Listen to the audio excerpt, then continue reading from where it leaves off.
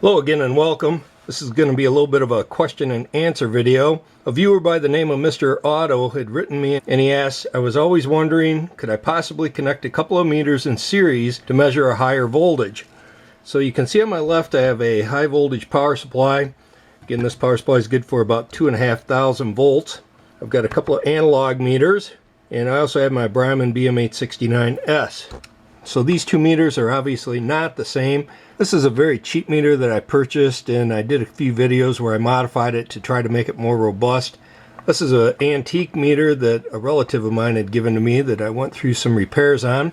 So currently you can see the two analog meters are in series, and then these are in parallel with the Bryman.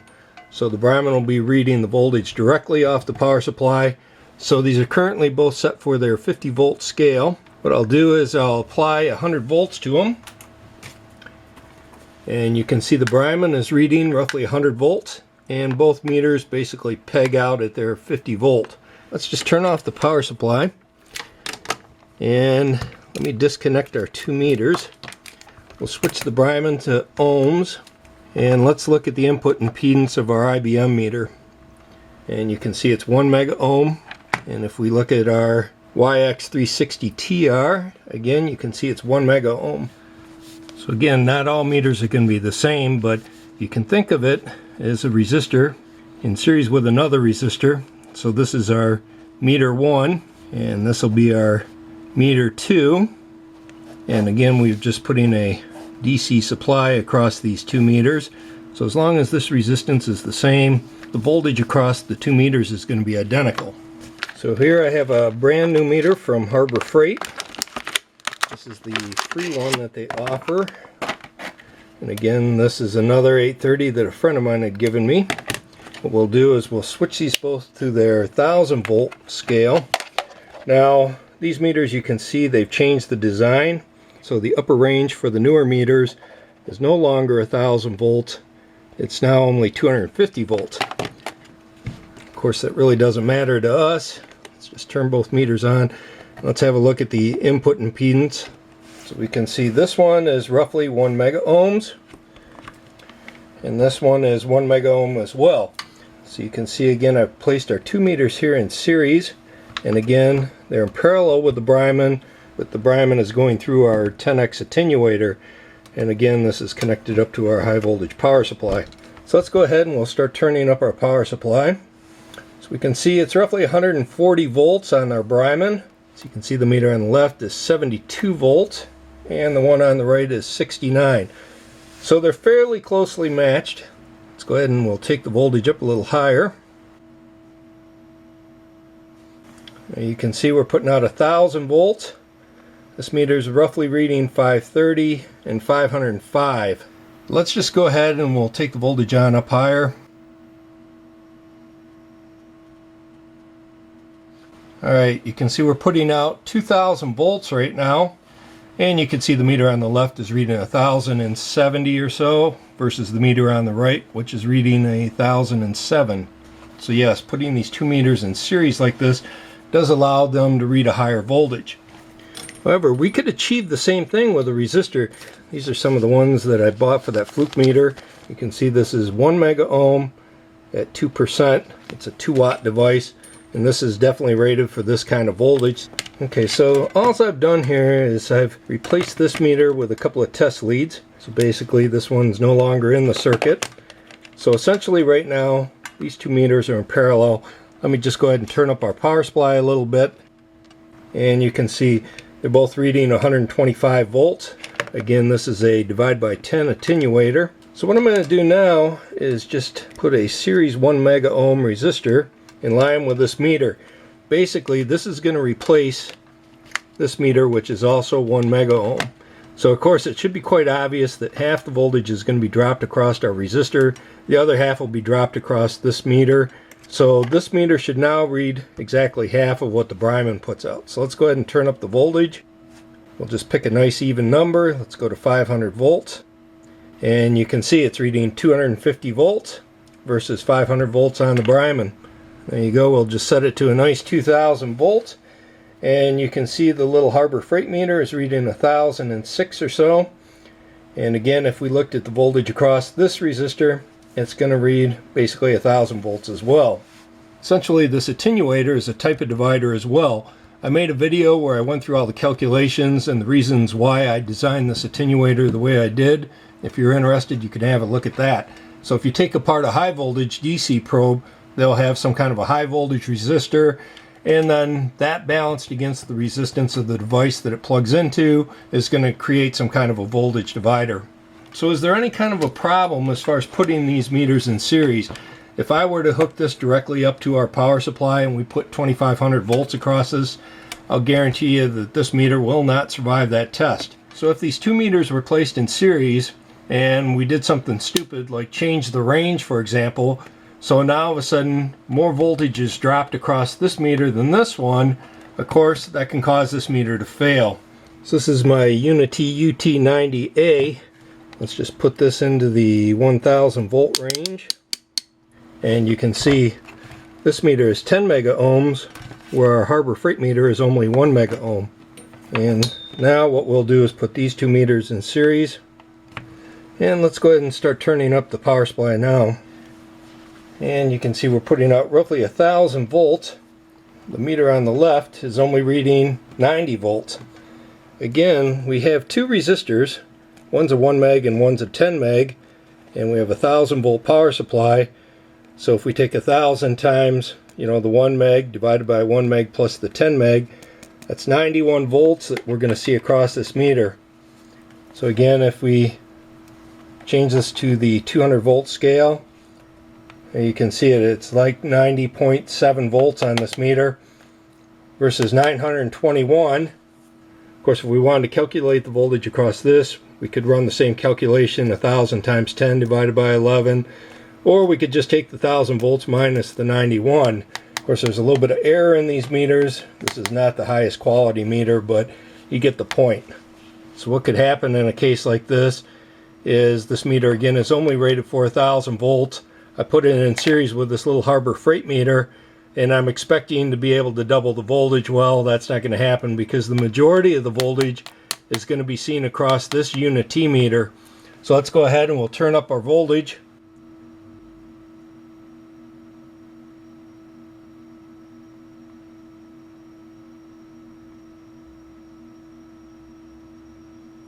So it's pretty impressive. We can see we're putting roughly 2000 volts across the two. Our Unity UT90A is reading 1830 volts versus 180 volts on our free Harbor Freight meter. I can pretty much guarantee you if this were a cheaper meter like the Harbor Freight, this meter would not have survived that test. So if I wanted to balance these two meters out, I could put a resistor in parallel with this one.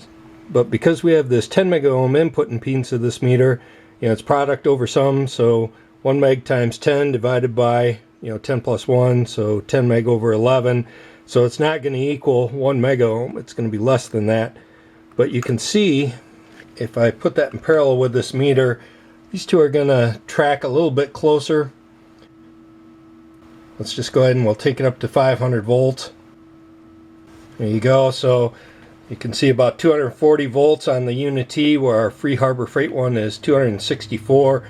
Again, the input resistance is a little bit lower on this meter, so you're going to expect it to drop a little bit less voltage.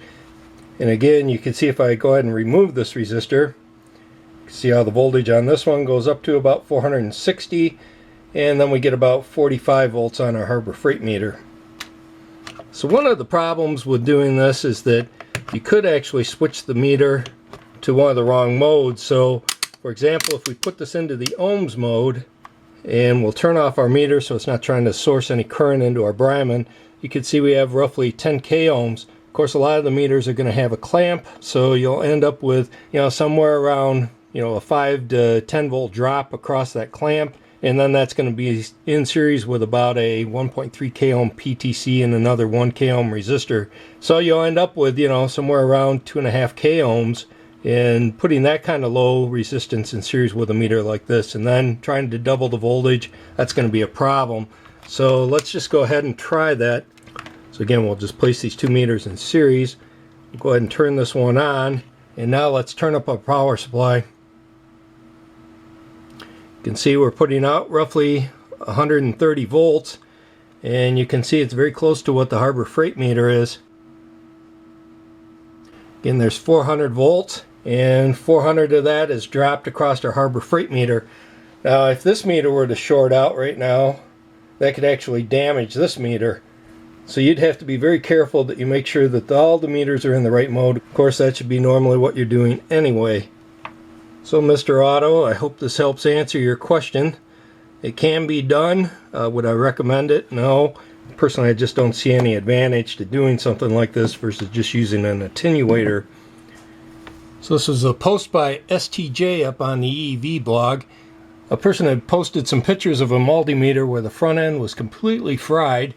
So STJ responds, I've seen similar charred mess with a cheaper meter once. Somebody had thought it would be a good idea to diagnose an engine problem by metering the voltage at the spark plugs. I laughed my ass off when he told me how he killed his meter. I thought for fun, because I've got this motorcycle ignition coil out right now, we could hook this thing up to the front end of a meter and just see what kind of damage we could cause. This is the meter MK01A that I'd previously ran. All I've done is remove the terminals, and I've soldered our coil directly to the inputs of this meter. Of course, there's no rotary switch or anything, so we should be able to see where this is going to break down, and then we can just zoom into it with the camera. So let's just start with the back side of the board. Sounds like it's breaking down on the switch side. Alright, go ahead and turn it back on. I ran a test a long time ago where I took a neon sign transformer and I hooked that directly up to a meter, and I actually caused it to catch fire.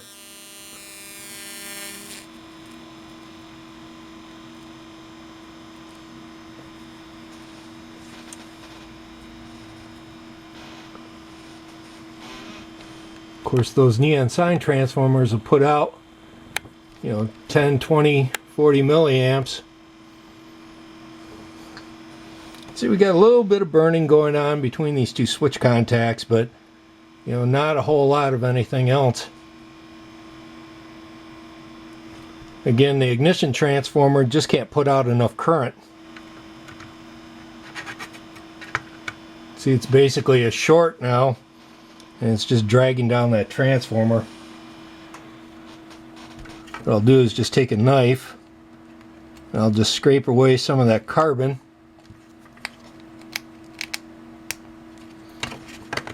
Let's try it again.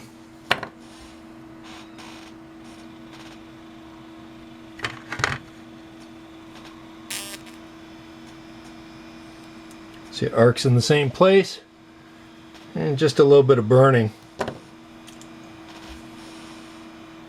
This is my ignition test setup. This is an MSD MC4 ignition.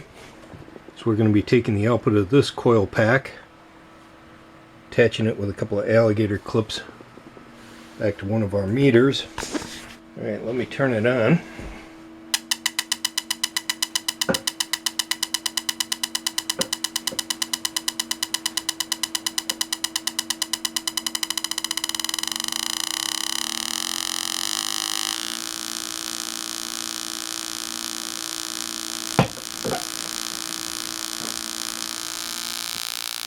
A little bit of arcing between some of the switch contacts.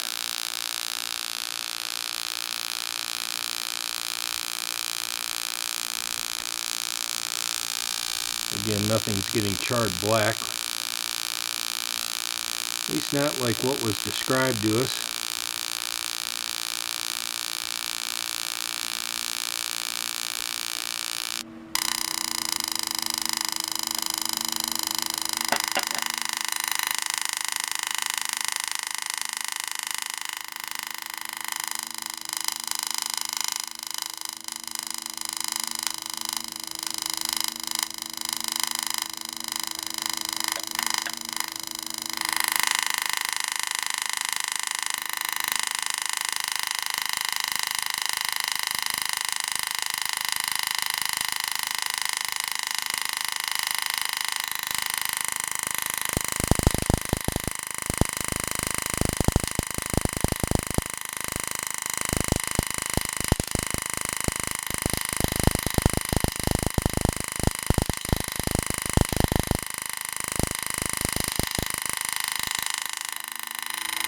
about 2.5 inches apart right here.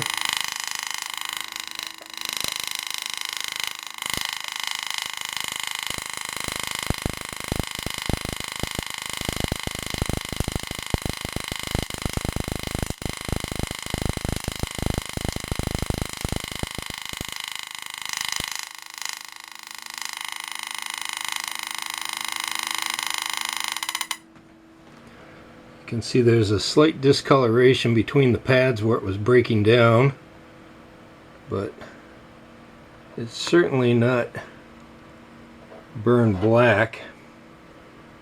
Of course, our little transient generator here can put out a lot more current.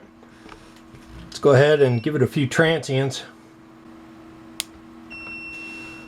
Alright, all I'm going to do is turn up our transient generator a little bit. Let's try it again.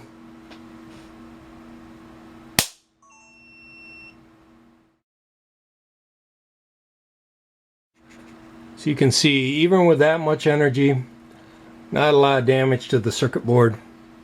Again, the highest energy generator I have available is this half cycle line simulator.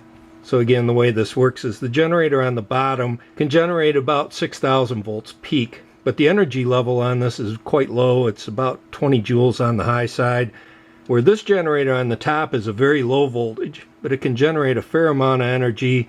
So normally what will happen is, if the meter doesn't break down or essentially provide a short or a low impedance path, this generator won't do anything to the meter. I've shown where I've had several flukes hooked up to this and basically nothing happens. That's the case with any of the meters that I run that don't break down. Of course, we know that this meter breaks down. We see it right in this area of the switch. So what I'm going to do is apply a single transient using this generator, and hopefully we can catch this with a high-speed camera. And I think we are good to go.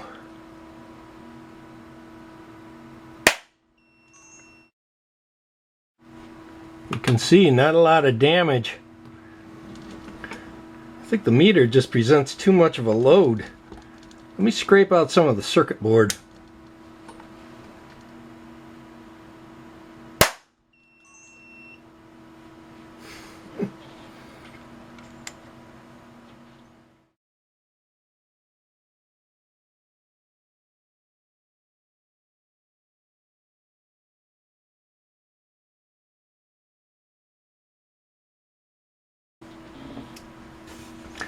So it looks like it broke down on the back side of the circuit board. Let's have a look. You can see where it's broken the cap off of the IC. Looks like that's really the only area that's been damaged.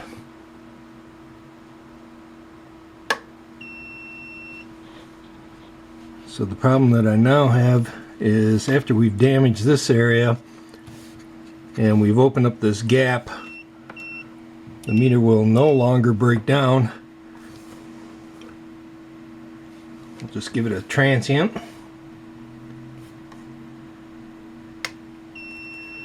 You can see it has no effect at all.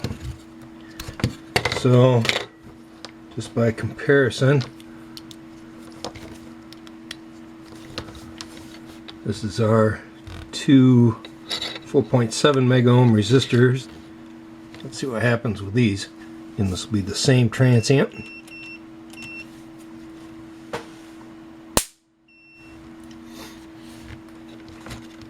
So you can see it's not that the generator doesn't work, it's that we've opened up enough gaps in this meter now that we can't cause any further damage to it.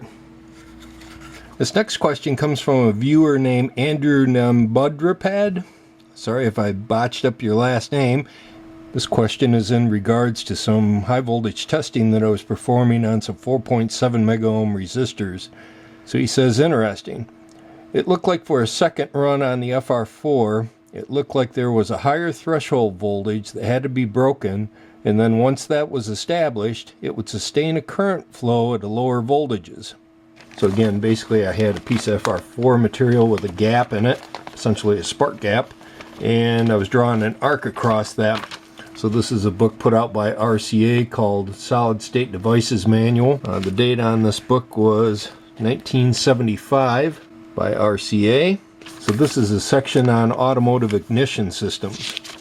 And here we can see spark plug voltage wave shape. Spark plug voltage wave shape is shown quantitatively in figure 542. The voltage starts to rise at point A and reaches the ignition at point B. The region from B' to C represents the sustaining voltage for the ionization across the spark plug. Where there is insufficient energy left to maintain the discharge at point C, current flow ceases and the remaining energy is dissipated by ringing. The final small spike at point D occurs when the ignition coil again starts to pass current. The two most important characteristics of the voltage wave shape are its rise time, A to B, and the spark duration, B' to C. A rise time that is too long results in excessive energy dissipation with fouled plugs.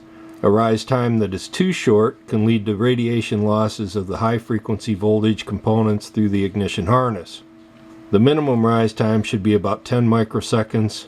A 50 microsecond rise time is acceptable. Conventional systems have a typical rise time of about 100 microseconds. So I thought what we could do is run a little experiment. So what I have here is just a wire wound resistor, and you can see this is roughly 5k ohms. So I'm going to be using this resistor as a current limit. So I'm going to be applying 1000 volts across this resistor. That'll limit the current to 200 milliamps. So I'm going to set our meter on the left to the DC volt mode, and I have a second meter, and we'll set that to DC volts as well. These two alligator clips connect to my high voltage power supply. I'm going to connect one side to the one leg of our resistor, and the other side I'm just going to connect to a small piece of wire. The common lead for the meter on the right will attach to this side of the resistor, and I'm just going to put this small alligator clip on the one end. So essentially what I have here is our 1000 volt power supply. This is in series with our 5k ohm resistor, which is in series with our spark gap, and then the meter on the left is looking at the voltage across the 5k ohm, while the meter on the right is looking across our spark gap. Now again, this particular power supply is capable of putting out a fair amount of current at 1000 volts. It's something that I have to be quite careful with when I use it. So another viewer, Retro Modern Art, had asked what kind of gloves these are. Of course, this outside piece is just a leather protector. The inside is just rubber. These gloves are from China. They're a class 2 type glove, and they're rated for 17,000 volts. You don't see me wear these when I'm normally testing meters, and that's because the energy off these transient generators is fairly low, and there's also a lot of safety built into these, so normally I'm not exposed to any kind of high voltage. Obviously it's not the case with this experiment. So I'm going to go ahead and turn on our power supply, and you can see the meter on the right is reading 1000 volts. Again, that's the voltage between this probe and the alligator clip. And again, the meter on the left is looking at the voltage across our 5k ohm resistor. You can see there's a small amount of leakage current, and that's because we're putting 1000 volts across the input impedance of the meter on the right, and of course that's leaking enough current to give us about a half a volt across that resistor. So next what I'm going to do is touch our small probe here down to our alligator clip, and I'm going to draw an arc. And what I want you to do is look at the voltage across the 2 meters. What we're going to find is the voltage across the spark gap is obviously going to drop to a very low number, and of course the voltage drop across our resistor is going to go up, and obviously the combined voltage of these 2 meters is going to be the output voltage of our power supply, which again should be about 1000 volts. So here we go.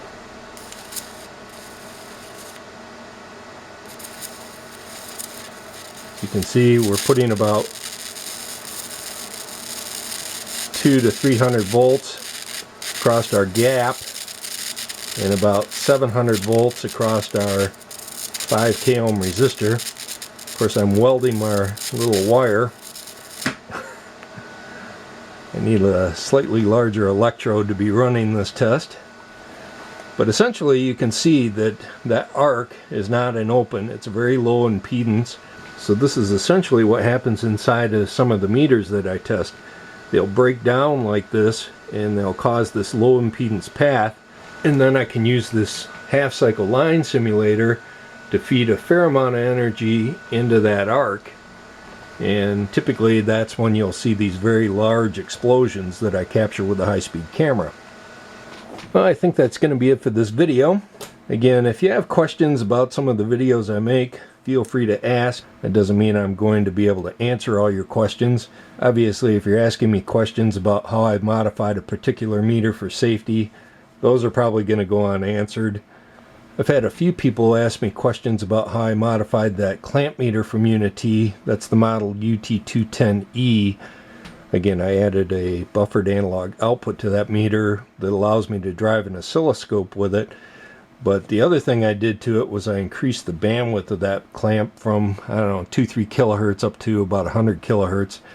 So somebody asked me recently if I just basically changed out the op amp, and I can assure you that that's not what I did at all.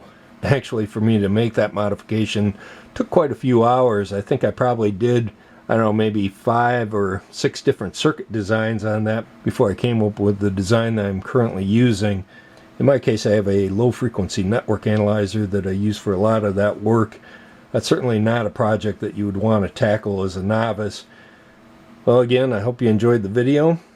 Maybe in the future I'll do another video like this where I try to answer some of your questions. Later.